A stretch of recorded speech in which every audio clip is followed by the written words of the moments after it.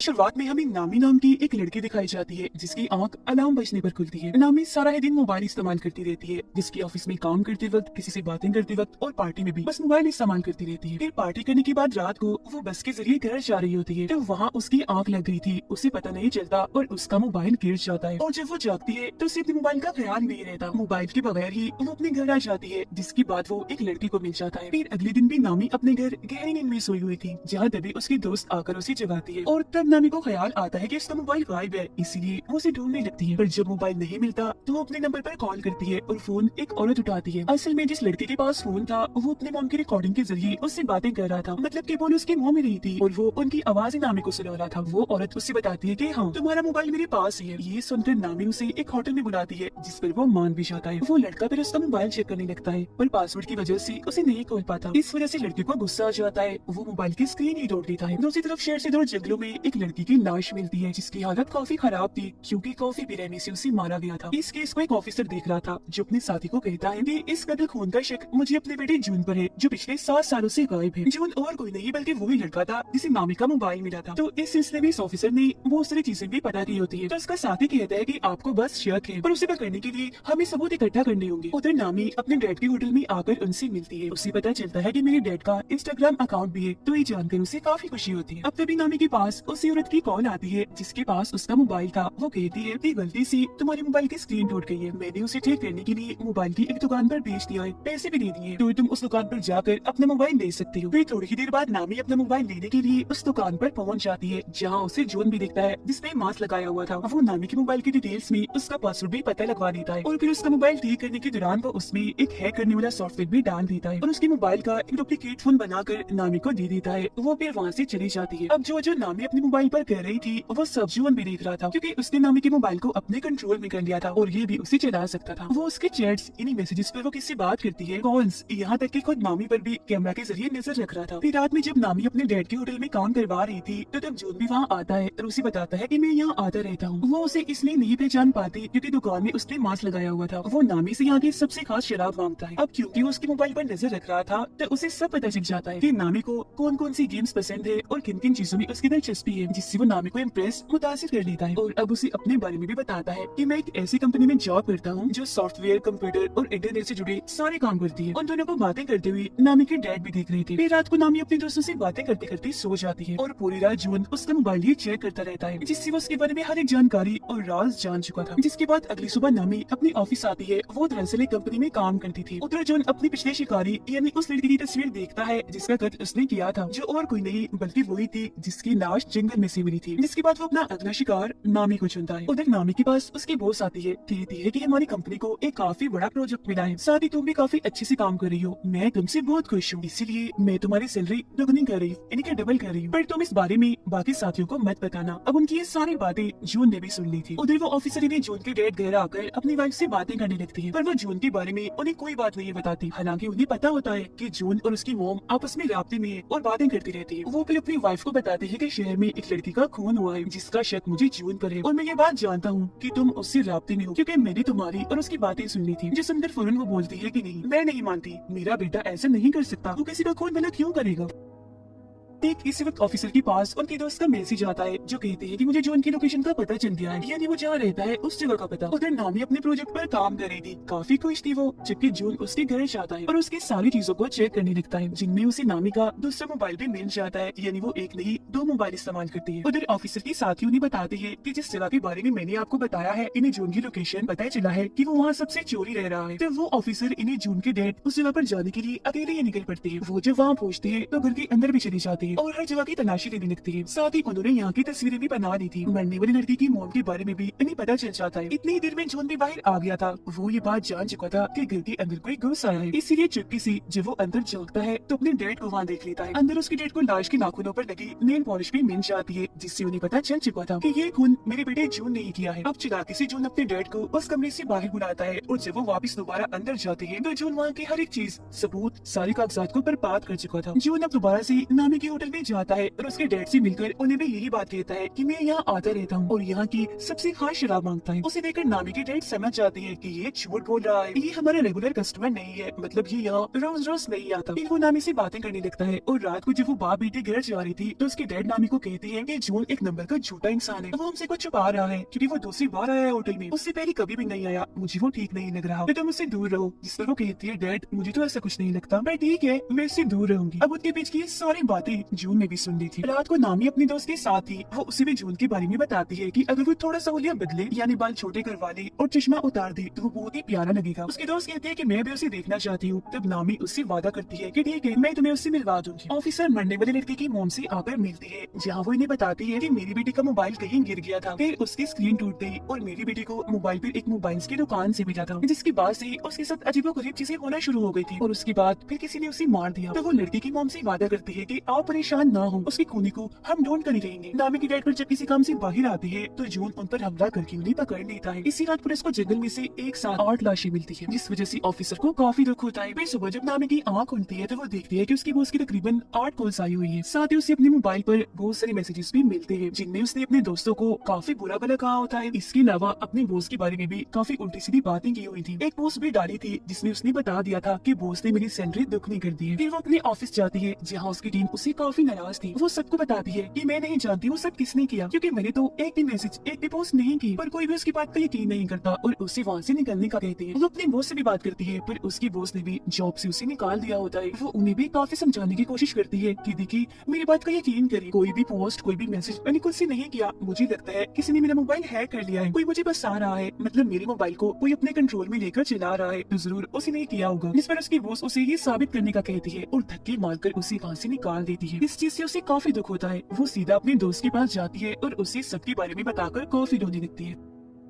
तब उसकी दोस्त उसे सहारा देती है, उसे संभालती है। ये चीज जो उन्हें भी देख ली थी, वो सोचता है कि नामी अपने दोस्त के काफी करीब है, तो पहले रास्ते से इसे हटाना होगा। वो और उसकी दोस्त पुलिस स्टेशन जाती है और इस सब के बारे में बताती है। तब ऑफिसर उनसे कहता है कि ये सब आपके साथ ऑनलाइन हुआ है, इसलिए हम आपकी कोई मदद नहीं कर सकते, क्योंकि जिसने भी आपके साथ ऐसा किया हम उसे नहीं पकड़ सकेंगे। ये सुनकर उसकी दोस्त को काफी गुस्सा आता है, जिसके बाद दोनों यहाँ से चली जाती है। जून अब नामी के डैड के घर पर ही रह रहा था, क्योंकि उसने उन्हें वहाँ बांध के रखा हुआ था। वो उनके मोबाइल से नामी को मैसेजेस भी करता रहता है ताकि उसे शक न हो कि मेरी डैड को किसी ने अगवा कर लिया है। वो दोनों फिर होटल में आकर बातें करने लगती है। इस बारे में सोच रही थी कि आखिर ऐसी हरकत कौन कर सकता है। वो फिर बात करती है कि इस बारे में पता लगवाने के लिए हमें एक ऐसा इंसान चाहिए जो कंप्यूटर और इंटरनेट में काफी माहिर हो। अब तभी यहाँ जून भी आ गया था, जिसके लिए नामी जूस लेने जाती है और वो उसकी दोस्त के साथ मिलकर नामी का फोन चेक करने लगता है। वो फिर जब आती है तो जून उसे बताता है कि किसी ने तुम्हारा मोबाइल हैक किया हुआ है। उस इंसान ने तुम्हारे मोबाइल में एक ऐसा सॉफ्टवेयर डाला है जिससे तुम्हारा मोबाइल उसके कंट्रोल में आ गया है और तुम जो भी करोगी उसे पता चल जाएगा और मोबाइल को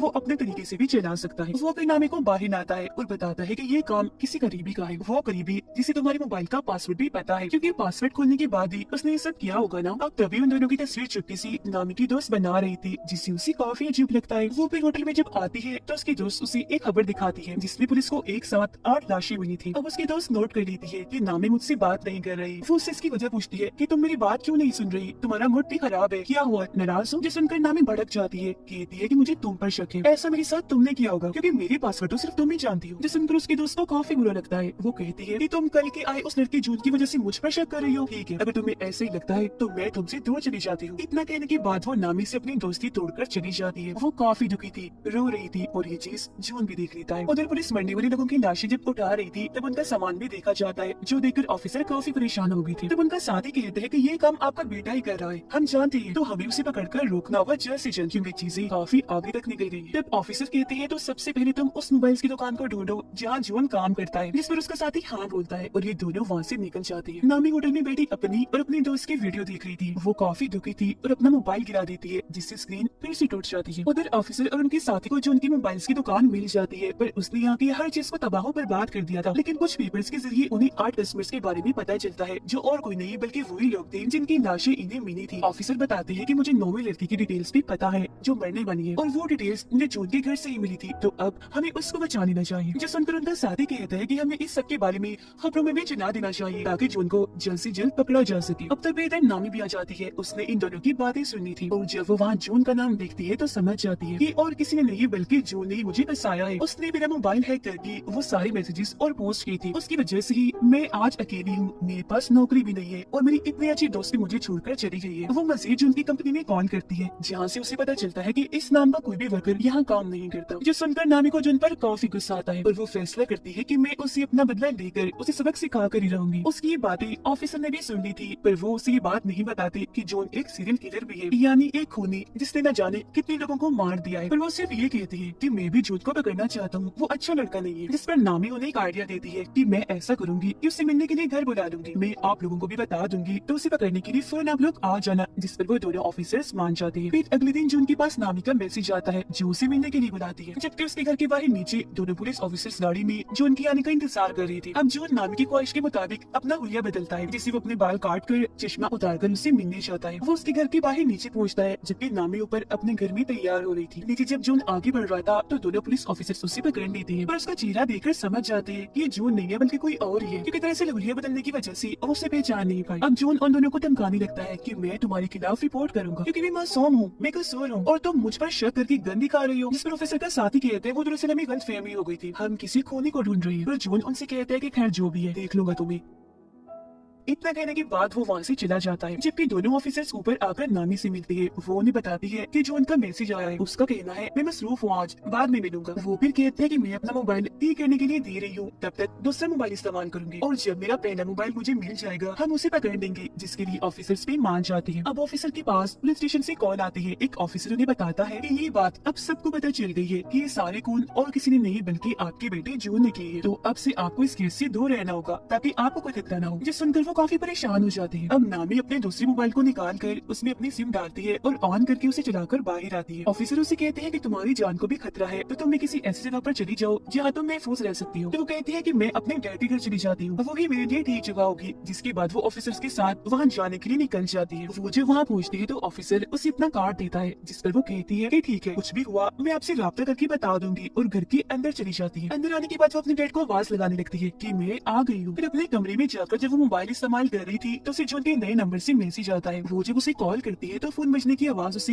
यही इसी घर से आ रही थी। वो चौंक जाती है और फौरन ऊपर जाकर चेक करती है, पर वहाँ पर कोई भी नहीं था। लेकिन वो फिर भी डर गई थी, इसीलिए ऑफिसर को फौरन कॉल करने लगती है। पर तभी उसका मोबाइल अपने आप ही चलने लगता है। जो देख वो समझ गई थी कि जून ने इस मोबाइल को भी हैक कर लिया है। उसे अपने डैड की फिक्र होने लगती है, तो वो भी हर जगह ढूंढ रही थी जहाँ उसे जून मिल जाता है। वो कहता है कि अगर तुम अपने डैड को जिंदा देखना चाहती हो तो दोनों ऑफिसर्स को अभी मैसेज करो कि मैं यहाँ बिल्कुल ठीक हूँ, मैं फौज हूँ, तो आओ फिक्र मत करना, हम 2 दिन के बाद मिलेंगे। अब ना चाहते हुए भी नामी अपने डैड की जान बचाने के लिए उन्हें ये मैसेज कर ही देती है। वो यहाँ उसे पूछती है कि मैंने तुम्हारा क्या बिगाड़ा था, तुमने मुझे ही क्यों पकड़ा। तो वो बताता है कि मुझे तुम्हारा मोबाइल बस में से मिला था, तो इसीलिए मैंने तुम्हें अपना शिकार चुना, क्योंकि जाहिर है मोबाइल के जरिए मुझे तुम्हारे बारे में सब पता चल सकता था, तो भला मैं तुम्हें फिर कैसे छोड़ता। फिर वो नामी को बाथरूम में उसके डैड के पास लाता है जहाँ उन्हें बांध के रखा हुआ था। वो उन्हें मारने की धमकी देता है। तब नामी कहती है कि तुम मेरे डैड को मत मारो प्लीज, मैं कुछ भी करने को तैयार। जो सुनकर जॉन उसे खुद को टेप की मदद से बांधने का कहता है, और जब नामी उसकी मदद से ऐसा कर लेती है तो वो उसके डैड को डुबोकर मारने के लिए टब में पानी छोड़ देता है। ये चीज नामी भी देख रही थी, दुखी होकर वो रोने लगती है। साथ ही वो जॉन को काफी बुरा भला भी कह रही थी, तो वो उसे भी उठाकर ठिकाने लगाने के लिए टेप लगा देता है और बार टब में छोड़ देता है जो पूरा ही पानी से भर गया था। वो उसकी तस्वीरें बनाकर उसकी बेबसी पर हंस रहा था और वहाँ से बाहर निकल आता है। उसे ऑफिसर का कार्ड मिलता है जिसके पीछे उन्होंने लिखा था नामी सिर्फ कॉल करना, मैसेज नहीं। पर क्योंकि इसने तो ऑफिसर को मैसेज करवाया था तो उन्हें पता चल गया था कि जरूर ये जून ने किया है, तो इसका मतलब वो यहाँ आ रहे थे जून को पकड़ने के लिए। अब जून को भी एहसास हो जाता है कि ऑफिसर्स घर में घुस आए हैं। वो ऑफिसर के साथी को जाकर पकड़ लेता है, पर पीछे से उसके डैड ऑफिसर आकर उसे पकड़ लेती है। मगर क्योंकि उनका बेटा नहीं होता तो वो इसे मारने लगते हैं और अपने बेटे के बारे में पूछते हैं। पानी में डूबकर नामी मरने ही वाली थी कि तभी ऑफिसर का साथी उसे पानी से बाहर निकाल कर मरने से बचा लेता है। ऑफिसर उसे मार कर काफी जख्मी कर देते हैं और अपने बेटे के बारे में पूछते हैं। तब वो कहता है डैड मैं ही आपका बेटा हूँ, जिस पर ऑफिसर मान भी जाती है। तो वो उन पर हंसने लगता है और कहता है कितने बेवकूफ हो तुम, अपने बेटे की पहचान भी नहीं है। ये सुनकर ऑफिसर भड़क जाते हैं और उसे दोबारा से मारने लगते हैं। उधर नामी को भी होश आ गई थी। वो देखती है कि ऑफिसर के साथी उसके डर को होश में लाने की कोशिश कर रहे हैं पर वो उठ ही नहीं रहे। ऑफिसर फिर जो उनका बैग चेक करती है जिसमें से उन्हें जो उनके सारे शिकारों का सामान मिलता है, यहाँ तक कि 0 नंबर वाले शिकार का भी, यानी सबसे पहले वाले शिकार का, जो कि असल में और कोई नहीं बल्कि उनका बेटा जून था। इस कोने के पास ऑफिसर की वाइफ और उसके बेटे की सारी डिटेल्स मौजूद थी। यानी जो 7 साल पहले गायब हो गया था, असल में वो गायब नहीं हुआ था, 7 साल पहले ही इस कोने ने उसे मार डाला और तभी से जून की पहचान लेकर इन्हें जून बनकर लोगों को मार रहा है। ये जानकर ऑफिसर को काफी दुख होता है, इसीलिए वो गन लेकर कोने को मारने के लिए जाती है। कोने उन्हें बताता है कि मैं आज भी जून बनकर तुम्हारी वाइफ से बात करता हूँ। कितने भोले हो आप लोग, पता लगवा ही नहीं पाए कि जिसे तुम बात कर रहे हो अपना बेटा समझकर वो तो तुम्हारे बेटे का असली कातिल है। उसकी ये सारी बातें नामी भी सुन लेती है। वो गुस्से से भरी बाहर आती है, ऑफिसर से गन छीनकर उस खूनी को मार देती है। वो फिर देखती है कि मेरे डैड को होश आ गई है, मतलब कि वो जिंदा है। इस बात से जज्बाती होकर वो अपने डैड के गले से लगकर काफी रोती है। फिर उसका इलाज करने के लिए उसे एम्बुलेंस के जरिए हॉस्पिटल भेज दिया जाता है, जहाँ से पुलिस भी सभी मरने वालों की चीजें इकट्ठा कर रही थी। कुछ दिन के बाद सभी को खूनी के बारे में पता चल जाता है, यानी कि वो ऑनलाइन ही इंटरनेट के जरिए ही लोगों को पकड़कर उन्हें मारता है और अब वो मारा जा चुका है। बस इससे ज्यादा और कोई जानकारी नहीं मिल पाती। फिर नामी जब अपने डैड और दोस्त के साथ होटल में थी तो कोई चुप्पी से उस पर नजर रख रहा था, जिसे वो खुद भी देख लेती है, पर समझ नहीं पाती कि ये कौन है। तो या तो ये खूनी ही हो सकता है जो शायद मरा नहीं होगा, या फिर ऑफिसर का बेटा भी हो सकता है, या कोई तीसरा इंसान भी हो सकता है जो अब खूनी की तरह ही ऑनलाइन पकड़ पकड़ कर लोगों को मारेगा सिर्फ अपनी इंजॉयमेंट के लिए। और इसी सस्पेंस भरी सीन के साथ ही ये कहानी इधर ही खत्म हो जाती है।